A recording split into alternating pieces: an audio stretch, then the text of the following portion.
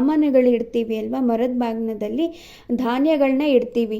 ಅದು ಯಾವ್ಯಾವ ದೇವತೆಗಳಿಗೆ ಅದು ಸೇರುತ್ತೆ ಅನ್ನೋದನ್ನು ನಾನು ನಿಮಗಿಲ್ಲಿ ಹೇಳ್ತಾ ಹೋಗ್ತೀನಿ.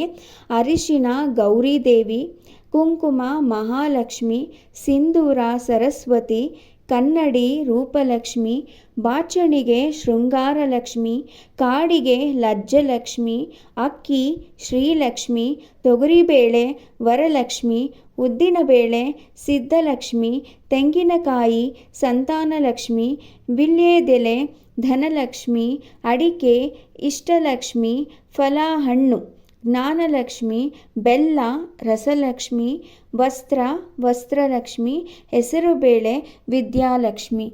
ಹಾಗಾಗಿ ನಾವು ಮರದ ಬಾಗಿನದಲ್ಲಿ ಇಷ್ಟನ್ನು ಇಟ್ಟು ನಾವು ಕೊಡ್ತೀವಿ. ನಿಮಗೆ ಈ ವಿಡಿಯೋ ಇಷ್ಟ ಆಗಿದ್ದರೆ ಖಂಡಿತವಾಗಿಯೂ ನನ್ನ ಚಾನಲ್ನ ಸಬ್ಸ್ಕ್ರೈಬ್ ಮಾಡಿ ಅಂತ ಹೇಳ್ತಾ ಇಲ್ಲಿಗೆ ಈ ವಿಡಿಯೋನ ಎಂಡ್ ಮಾಡ್ತಾ ಇದ್ದೀನಿ.